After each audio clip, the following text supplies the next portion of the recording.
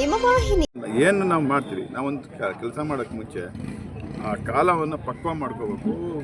ನಾವು ಫೀಲ್ಡಲ್ಲಿ ಅಭ್ಯಾಸ ಮಾಡಬೇಕು. ಏನು ಗ್ರೌಂಡ್ ರಿಯಾಲಿಟಿಯನ್ನು ನಾವು ತೆಗೆದುಕೊಂಡು ಮಾಡಬೇಕು.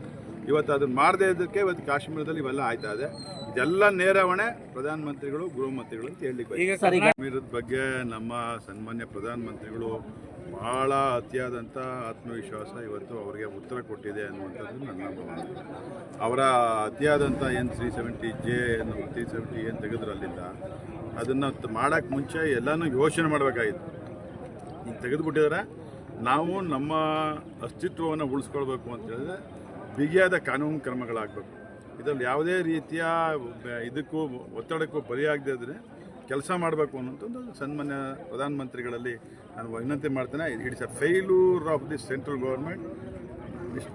ಏನು ಅಮಿತ್ ಶಾ ಮತ್ತು ಪ್ರಧಾನಮಂತ್ರಿಗಳ ನೇರ ಹೊಣೆ ಆಗ್ತಾರೆ ಅನ್ನುವಂಥದ್ದು ನನ್ನ ಭಾವನೆ. ಸರ್, ನಿಮ್ಮ ಪ್ರಕಾರ 370 ತೆಗೆದಕ್ಕೆ ಈಗ ಒಂದು ಘಟನೆ ಆಗಿದೆ. ಈಗ ನೀವು ಭಾವನೆಗಳನ್ನ ಅರ್ಥ ಮಾಡ್ಕೊಂಡು ತೆಗಿಬೇಕು. ಭಾವನೆಗಳ ಅರ್ಥ ಮಾಡ್ಕೊಂಡು ಜನರ ಮನಸ್ಸನ್ನು ನಾವು ಇವತ್ತು ಏನು ಜಾತಿ ಗಣತಿ ಮಾಡೋದ್ರಿಂದ ಯಾರಿಗೆ ತೊಂದರೆ ಆಗ್ತದೆ, ಯಾರು ತೊಂದರೆ ಆಗೋದಿಲ್ಲ ಅಂತ ಏನಾರು ಯಾರಿಗಾರು ಗೊತ್ತಿದೆಯಾ?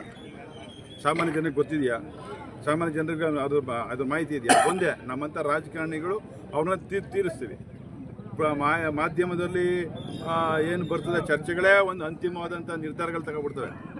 ಈಗ ಮಾಧ್ಯಮದಲ್ಲಿ ಬರ್ತಕ್ಕಂಥದ್ದು ಚರ್ಚೆಗಳ ಮುಖಾಂತರ ಮಾಹಿತಿ ಗೊತ್ತಾಗಲಿ ಅನ್ನುವಂಥ ಒಂದು ಮಾಧ್ಯಮದವರು ಪ್ರಯತ್ನ ಪಟ್ಟರೆ ಅದು ಯಾವ ರೀತಿ ಬಿಂಬಿಸ್ತದೆ, ಯಾವ ರೀತಿ ಜನರ ಮೇಲೆ ಒಂದು ಆಕ್ರೋಶಕ್ಕೆ ಪರಿಣಾಮ ಆಗ್ತದೆ ಅಂದರೆ ಈ ಸರ್ಕಾರ ಇದ್ರ ವಿರೋಧ, ಒಕ್ಕಲಿಗರ ವಿರೋಧ, ಲಿಂಗಾಯತರ ವಿರೋಧ ಅಥವಾ ಬೇರೆ ಎಲ್ಲ ಜಾತಿಗಳ ವಿರೋಧ ಅನ್ನುವಂಥ ಮಾಹಿತಿ ನಮಗಿಂತ ಜಾಸ್ತಿ ಮಾಧ್ಯಮದಲ್ಲಿ ಸೃಷ್ಟಿ ಮಾಡಿ ಸುದ್ದಿ ವಾಹಿನಿಯ ಹೆಚ್ಚಿನ ಮಾಹಿತಿಗಾಗಿ ಸಬ್ಸ್ಕ್ರೈಬ್ ಆಗಿ ಹಾಗೂ ಬೆಲ್ ಬಟನ್ ಒತ್ತಿ.